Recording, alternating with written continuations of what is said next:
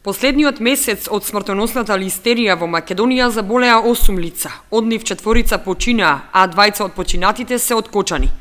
Одложеното објавување на изворот на бактеријата и починувањето на уште едно лице од Кочани заразено од опасната бактерија, кај луѓето предизвика паника. Од Центарот за јавно здравје во Кочани смируваат. Освен 2 починати, ново примени лица заболени од бактеријата нема, информираше доктор Натка Карамфилова, специјалист епидемиолог.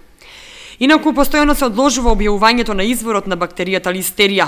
Експертите велат дека резултатите од мострите кои се испитувале во неколку лаборатории можело да бидат познати за неколку дена и дополнуваат дека таа пракса на прикривање на податоците е на штета на компаниите кои работат честно и според потребните правила.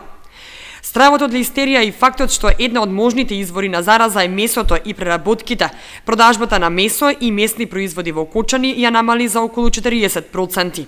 Опасната бактерија може да го разболи човекот најрано за 15 дена, но дури и по 70 кога со храна ќе биде внесена во организмот.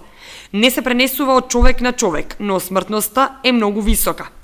Причинителот го има насекаде, но веројатноста да се добие болеста е повисока кај постари лица, бремени жени и лица со послаб имунитет.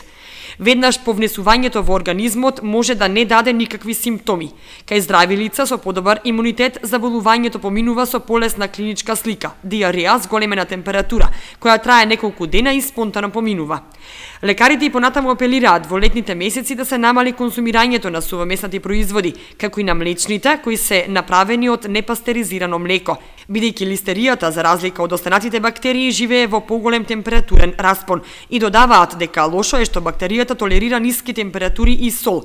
Затоа може да преживее во преработена и конзервирана храна и во храна што се чува во фрижидер.